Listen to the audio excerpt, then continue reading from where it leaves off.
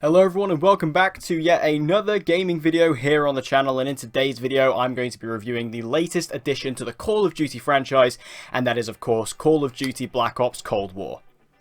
So this game's been quite a long time coming. I remember in the run-up to the reveal of this game, I was continually shocked by how long we had to wait for the reveal of this game. Usually, we get the reveal for a Call of Duty game usually in April or May of each year, whereas with this, we didn't get it till much later on. And, you know, I found that very interesting, especially because, you know, if you've been following the news of this game, we kind of knew it was going to be Cold War or Vietnam War, but we didn't quite know sort of where within, you know, the timeline it was going to take place. And we knew of a lot of behind-the-scenes drama that unfolded with this game. Obviously, there seemed to be a lot of conflict between Activision and Sledgehammer. It seemed like Activision weren't particularly happy with what Sledgehammer was doing, and Treyarch was then brought in to kind of smooth over the whole experience, to completely make the multiplayer from what it seems like, and the zombies. And also just deliver some finishing touches on the campaign. Basically turn it into a Black Ops story, throw in a couple of Black Ops characters in there just for good measure, and we basically have Black Ops 1.5. So now we have the full game in our hands, and you know, I played the alpha, I played the beta, both of which I wasn't particularly positive on. But I was still going to pick up the game anyway. I'm a Call of Duty fan. I wanted to pick up the full game and see how it stands up on its own. So now we actually have the full copy of the game. I played it through on PlayStation 5. I want to talk about my full thoughts on the whole game. Now, usually when I do video game reviews, I focus on a couple of major sort of bullet points. I focus on the story, the gameplay, the graphics, and then the value. With this particular review, given the fact that it's a Call of Duty game, I kind of want to change it up a little bit, and I kind of want to do it a little bit differently. So I'm going to be splitting the review into the campaign, the multiplayer, and the zombies, and then also any other things I want to talk about at the end. So with all that said and all out of the way, let's jump into my review for Call of Duty Black Ops Cold War. So starting off with the campaign, which was by far my most anticipated aspect of this game. I'm a big fan of Call of Duty, as I said. I love Call of Duty campaigns, and I was very happy to know that, given the fact that this is mainly marketed as a Treyarch game, even though I actually believe this is most of Sledgehammer's work. I was very happy that Treyarch had actually decided to put in a campaign this time, given the fact that they didn't put one in Black Ops 4, which I thought was just horrendous. I thought it was such a terrible choice.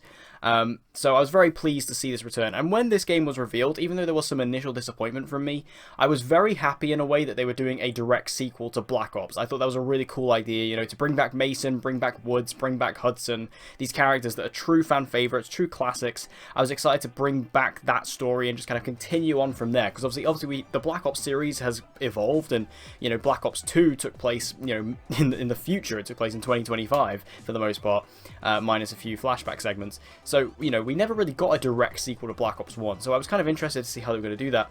And this campaign is really good. It's really fun. It's by no means a revolutionary campaign for Call of Duty. This is by no means one that's going to blow your socks off or anything like that.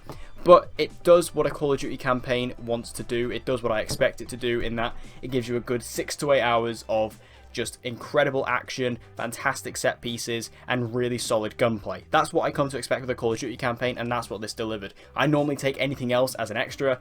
This game doesn't really have any of those extras, unfortunately. This campaign, as fun as it is, the story's great. It's just not particularly revolutionary. But what I did like about it was, again, it kind of had a different style of pacing than what we've seen in previous Call of Duty games, which I found quite interesting. There's actually quite a lot of slower, more stealthier missions in this game than what we typically get in a Call of Duty campaign. There's also a lot more like infiltration missions. There's also dialogue choices in this game, which I found very different. You know, that's the first time we've ever really seen that in a Call of Duty campaign. We've seen decision making in the past, particularly in the Black Ops series. We've seen that before, but we've never seen like dialogue choices like you see in an RPG. And I'm not comparing this game to an RPG by any means. This is not an RPG. But what I mean is, you know, those dialogue choices are things you typically see in an RPG game. So to see that translated into Call of Duty was definitely an interesting choice, and one that I did not expect. And the campaign itself, you know, the way that that's utilized, the way that's brought into the story, this game does have multiple endings. This game has multiple ways it can play out, just like Black Ops 2 did. So that also folds into it. So it's a very different Call of Duty campaign in that respect from the storytelling, and it does borrow a lot of elements that we saw from both Black Ops 1 and Black Ops 2, so it kind of combines all those elements together to create a really fresh, fun story for the campaign. Now, the campaign from a gameplay perspective is nothing new for Call of Duty. It's basically exactly the same as what we normally get. I do feel like, and I'll get onto this later, but I do feel like in terms of the gameplay, it's not as well refined or as smooth as last year's Modern Warfare. I do feel like the game is a significant step back, but I'm going to talk about that a bit later on. So from a gameplay perspective, it's nothing new. The story does do some cool stuff. However, I can't help but feel like this game was very much rushed into being a Black Ops thing because, yeah, Mason's in it, Woods is in it, Hudson's in it, but they're not exactly prominent characters, or at least as prominent as you think they would be or would like them to be based on the marketing for the game. The game mainly focuses on your main player character who goes by the name of Bell, and it also focuses on a new character who goes by the name of Adler. They're kind of your two main protagonists throughout the game, and Mason is there, Woods is there, Hudson is there, but they kind of play more side characters who pop in a couple of missions here and there. You do play as Mason a couple of times, which, you know, is a nice, you know, sort of throwback, but they're not exactly as prominent in the story or in the campaign as you would hope they would be, given the fact that this is a sequel to Black Ops 1. You do kind of mainly focus on new characters, which isn't a bad thing, but I'm just saying, given the fact that this game was marketed as a direct sequel to Black Ops 1, it doesn't necessarily feel like it, given the fact that you don't really play with the same characters for the most part. But I do feel like the campaign delivers a good amount of fun. The story is interesting enough. You know, it kept me there for most of it, even though I do feel like it can be a little convoluted here and there, but that is kind of just Black Ops' style. You know, the ending does have a lot of really good reveals to it. It does have a lot of really interesting twists and turns, as you would come to expect with a Black Ops story. And like I say, from a gameplay perspective, it's nothing new, but it does do exactly what you want it to do, which you can't really complain about. So I feel like the campaign for Black Ops Cold War is a solid one for this year. It's not particularly one that's going to stand out. It's not particularly one that I'm going to remember in a lot of years. I kind of compare it to the likes of Ghosts and World War II, and that there's nothing inherently wrong with it, but it's just nothing that's going to really excite you either. It's just kind of there in the middle to service you and just to keep you entertained for 6 to 8 hours, and then after that you probably won't really remember it. So, you know, it's a decent campaign, it does the job well, it's just not particularly memorable in any large capacity. Now, moving over to the multiplayer for Black Ops Cold War, as I said, I did play the alpha and the beta for Black Ops Cold War, neither of which I was super impressed with. I felt like the multiplayer was just very bland and very basic, but how is it in the full game? Well, it's not massively different. I mean, obviously the alpha and the beta, they were pretty close to launch, so it's not like, you know, they've completely changed it up or anything. It does still very much feel the same. However, this just feels like, to me, a Call of Duty from a couple of years ago. Like, it doesn't feel like this is the next step in the franchise like we got last year in Modern Warfare. I know Modern Warfare is a little bit of a controversial Call of Duty in the franchise among the fan base. Like, some fans, you either kind of love it or you hate it. I absolutely loved Modern Warfare. I think it's one of the best games in the series. And that game introduced so much, like so many little tweaks and things that really helped to sort of bring Call of Duty into the next level and really revolutionize the gameplay in a lot of ways when you look at elements like leaning and mounting and, you know, opening doors in multiplayer and stuff like that. All these things that I keep finding myself going to do in Black Ops Cold War and then realizing that my character won't do it because it's not a feature in the game. And also, I think Modern Warfare really refined the gunplay and the sound design of the weapons. It just felt so perfect. Like, it felt so smooth, so ironed out. And this game almost feels a bit rough. Not rough in the sense that it feels rough technically, but just in the way it feels a bit more, you know, it feels a bit more rough than what we had in Modern Warfare. It just felt like a bit more of a smooth experience. So this almost feels like a technological step back from what we saw in Modern Warfare. And the multiplayer, you know, it's fine. It's nothing particularly exciting. A bit like the campaign, it's not exactly exciting. It's not like Modern Warfare, where I started playing that game and was completely locked in, and it was locked in the entire time that game was out because it was just so exciting and new.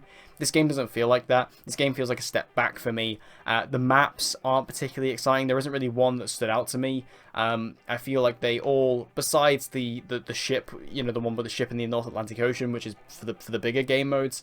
Besides that one, I do feel like the maps are very basic and very standard. And there's only 8 of them in this game. Well, there's 9 now if you include Nuketown, but on launch there was only 8. And that's not a particularly large amount. That's going to get, you know, if you're someone like me who plays Call of Duty fairly frequently, you're going to get bored of those maps fairly quickly. And there are people out there who play Call of Duty way more than me who are definitely going to get more bored with these maps than I do. So, you know, I feel like that this game, I really hope that this game is going to improve on the maps of Modern Warfare, because that's one thing I didn't like in Modern Warfare was the maps. I felt like they were really boring.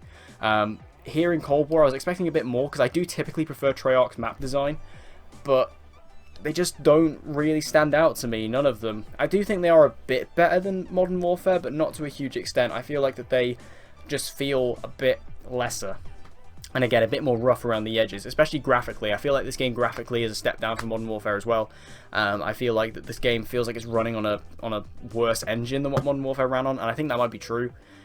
So that kind of speaks for itself. So the multiplayer, like, it's good, it's fun, you know, it'll keep you going. And I know there are a lot of people who really don't like Modern Warfare and its style and love Cold War style. So, you know, it really is a personal thing. It really comes down to what you prefer, what your taste is, what your preference is.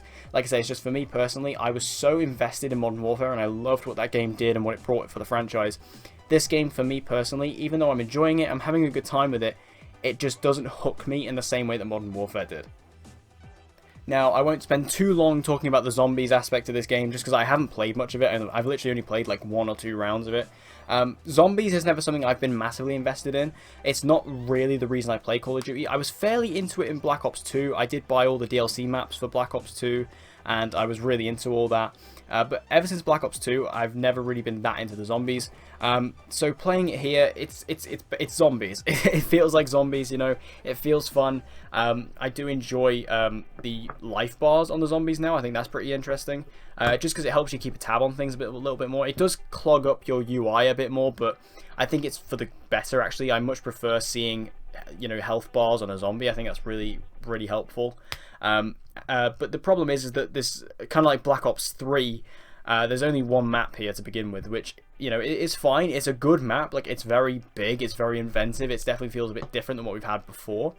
But it doesn't exactly, you know, spark a lot of replay, because you kind of play it for the first few times, you know, to try and master the map and get your routine down and stuff like that. But once you've done that, you're just going to be, you know, going through the motions, really. I kind of really want to see some new maps for the zombies mode, just to really, you know, expand it out a little bit more, because it's just a bit bland at the moment with just the one map. Kind of like the multiplayer, how there's only 8 of them. There's only one zombies map, so I'd like to see a bit more than that.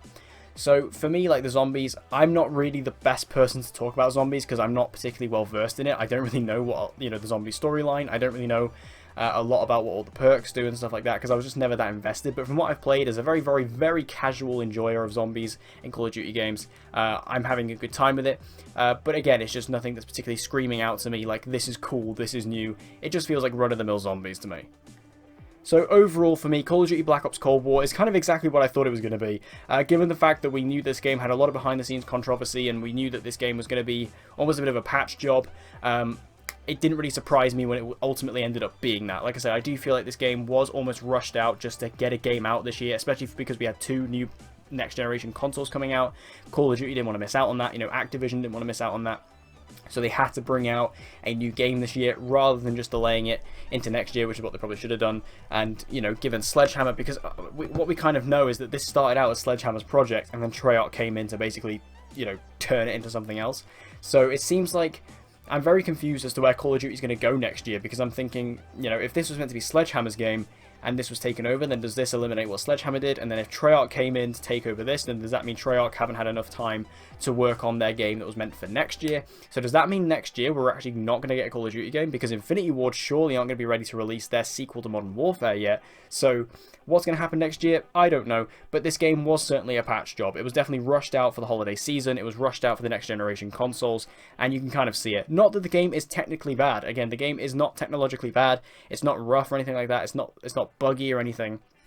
You can just tell that from what this project is, it's kind of a mesh of 2 different things. You can see that this game was trying to be kind of a bit more of a return to the roots, you know, past Call of Duty game with the Cold War and the Vietnam War, and then Treyarch kind of weaseled in the Black Ops storyline and the Black Ops characters to kind of tie it back into that franchise, even though the game really isn't in that timeline particularly. It's not really in that story, you know, because you are playing with different characters, and by the time you get to Black Ops 2 in the timeline, you know, it's not like this is ever going to be referenced or anything, so it kind of just weaseled in there.